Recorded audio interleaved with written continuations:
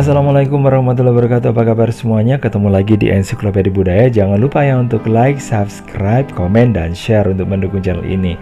Dan selamat Idul Fitri buat Anda semuanya yang saat ini merayakan Hari Raya Idul Fitri. Mohon maaf lahir dan batin. Mungkin selama selama penyajian video di channel ini di Ensiklopedia Budaya, mungkin ada yang tidak berkenan, mungkin ada yang nggak puas, atau mungkin apa gitulah. Saya mohon maaf yang sebesar-besarnya, karena bagaimanapun juga sebagai manusia tidak akan pernah luput dari kesalahan. Oke? Karena masih dalam suasana Idul Fitri, atau dalam bahasa Indonesianya ini biasanya disebut sebagai lebaran ya. Dari kata lebar itu sudah selesai ya.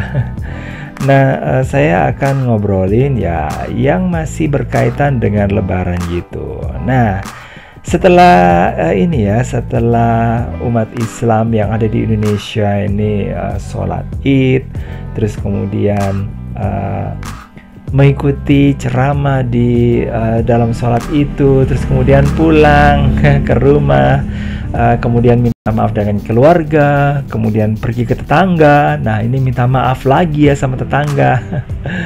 Nah, di luar dari itu, setelah acara anjang sana anjang sini, nah ada yang tidak tertinggal. Apa itu? Nah, tentu saja bukan angpao ya. bukan duit. Itu biasanya untuk anak-anak kecil ya. Nah, tapi untuk orang yang tuan rumah biasanya akan menyediakan makanan-makanan ya. Dan ini sepertinya ya lazim lah diadakan di banyak tempat di seluruh dunia ya. Kalau sudah memasuki Idul Fitri, biasanya ya membuat semacam hidangan gitu yang spesial, yang lain daripada biasanya ya. Dan kalau di Indonesia sendiri, ini biasanya kalau di kota-kota besar ya, ini yang saya ketahui, seperti di Sumatera, di Kalimantan, di Jawa, pokoknya di Jawa Barat ya, dan pokoknya di luar provinsi di Jawa atau Jawa Timur, Jawa Tengah, Jogja, ini biasanya ada tradisi bikin ketupat ya di hari Idul Fitrinya. Terus kemudian bikin opor ayam. Nah, terus kemudian ada sambal goreng hati. Terus kemudian ada lontong sayur. Nah, ada kayak gitu. Terus kemudian pokoknya segala macam lah yang berkaitan dengan makanan yang bersantan. Nah, ada rendang, ada ayam goreng lah, apa gitu. Pokoknya itu disajikan pada saat Idul Fitri. Sementara kalau di daerah Jawa sendiri, nah di budaya Jawa ini seperti di daerah Jawa Timur, Jawa Tengah, sama Yogyakarta, biasanya sih ketupatnya itu atau lontong, atau juga ada istilahnya ini ya lepet. Nah, ini disajikan pada saat 6 hari setelah puasa ya, puasa Syawal. Nah, itu ada istilahnya lebaran ketupat. Nah, biasanya lebaran ketupat itu dilakukan untuk untuk mungkin sebagai penanda ya berakhirnya puasa Syawal ya. Jadi puasanya itu dilakukan pada tanggal 2 Syawal, 2, 3, 4, 5, 6, 7 ya. Jadi 6 hari. Pokoknya nggak 1 Syawal nggak boleh. Terus kemudian ditutup dengan acara ini ya, acara lebaran ketupat. Nah, waktu itu ada pawai, terus kemudian ada istilahnya kalau di daerah Jawa Tengah itu ada garabak Syawal.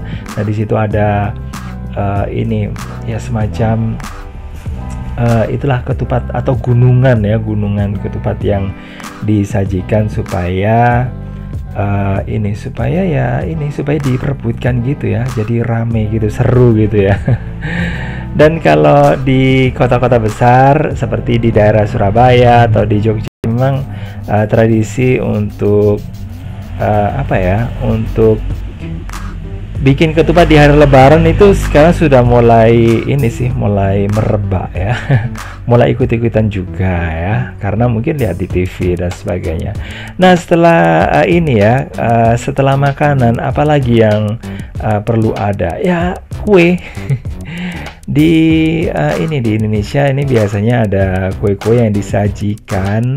Nah ini dia, yang pertama adalah kue nastar. Nah kue nastar ini merupakan kue yang ternyata diadaptasi dari kue Belanda ya. Nah waktu itu karena orang-orang Belanda itu ke Indonesia, maka orang Belanda itu membuat kue dari adonan tepung, mentega, gula kayak gitu ya. Terus kemudian kadang-kadang di dalamnya diisi dengan apa ya, bukan mentega ya, keju sama ini ya, sama blueberry atau apel. Nah karena di Indonesia itu sangat sulit untuk mendapatkan buah tersebut, nah makanya diganti selai nanas rumahan. Nah nastar ini berasal dari kata ananas sama tart. Nah ananas itu nanas dan tart itu ya tar atau pie atau tart ya. Nah makanya disebut sebagai tar nanas. Oke, dikasih topping ya kayak gitulah. Terus kemudian yang berikutnya adalah kue kacang. Nah kue kacang ini juga bahan dasarnya sih mirip ya sama yang tadi itu. Ada ini memerlukan adonan dari minyak goreng, gula halus sama telur, kemudian nggak ketinggalan sama kacang sebagai bahan dasarnya. Terus kemudian setelah dicampur ya, terus kemudian dibentuk seperti bulan sabit, kemudian ada hati, ada bulat kayak gitu ya, dan di atasnya dikasih topping sama ini ya, sama telur, sama juga kacangnya juga. Oke. Itu yang kita sebut sebagai kue kacang. Terus makanan berikutnya ya guys ya. Nah makanan yang berikutnya yang nggak kalah seru, dan ini juga merupakan peninggalan ya. Jadi apa ya, bisa dikatakan apa ya itu ya, peninggalan atau apa ya. Jadi pengaruh lah ya, lebih cocoknya pengaruh dari Belanda yang kemudian diadaptasi sama orang Indonesia, dijadikan hidangan pada saat Idul Fitri adalah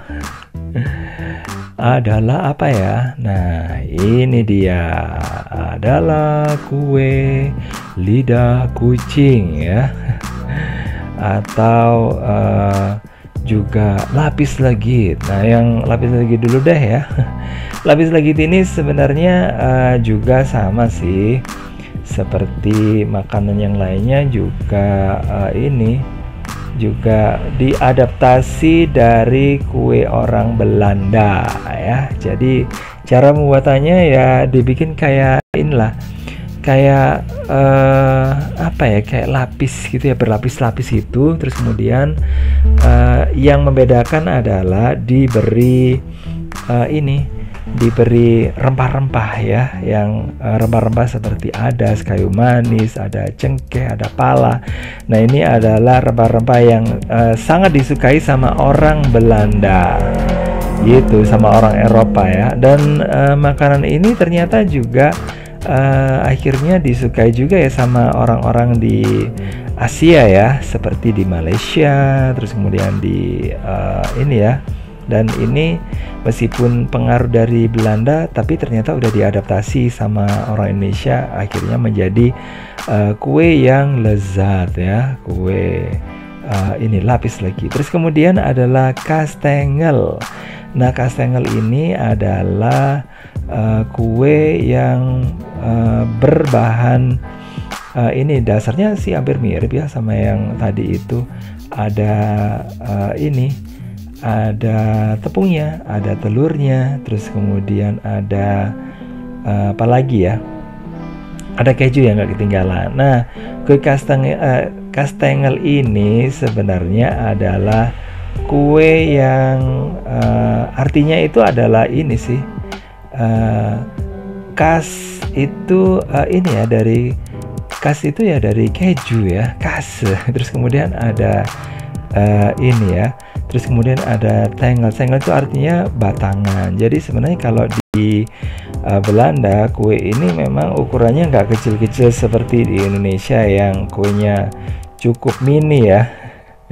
Kuenya kecil. Kalau di sana itu kuenya memang benar-benar batangan yang gede, yang ya sama sih, mungkin bahannya kayak gitu ya. Cuma ukurannya itu sampai 30 cm. Gila nggak ya? Kue lo ya, itu bisa sampai 30 cm. Terus rasanya mungkin sama ya kayak gini ya. Coba bisa dibayangkan kan. Isi stoples kita itu diisi dengan kue kastengel yang panjangnya 30 cm.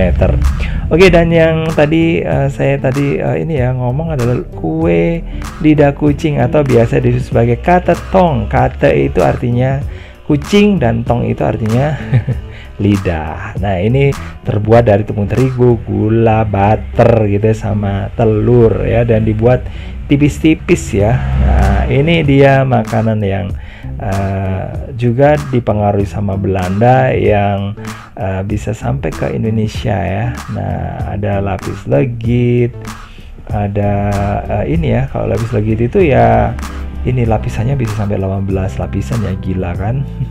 Terus kemudian ada kastengel yang asalnya itu bisa sampai 30 cm ya, dan kita nggak bisa bayangin itu kalau kita makan satu itu pasti kenyang ya.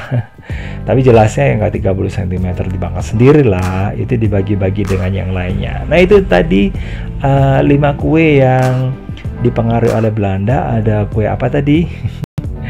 Ada kue nastar, ada kue lapis legit, ada kastengels, ada kue lidah kucing, dan kue kacang ya. Nah, mudah-mudahan di rumah Anda sekarang ada, dan kalau nggak ada, ayo kita pergi ke tetangga ya. Siapa tahu di sana juga disajikan. Ngajaknya nggak baik ya. Disajikan makan kayak gitu, mungkin kita bisa merasakan ya. Kuenya itu memang kue khas kayak di zaman Belanda dulu atau enggak ya? Kayak pernah ke ini zaman Belanda dulu ya. Oke, makasih udah gabungan. Jangan lupa ya untuk like, subscribe, komen, dan share untuk mendukung channel ini. Dan saya akhiri, wassalamualaikum warahmatullahi wabarakatuh. Bye bye.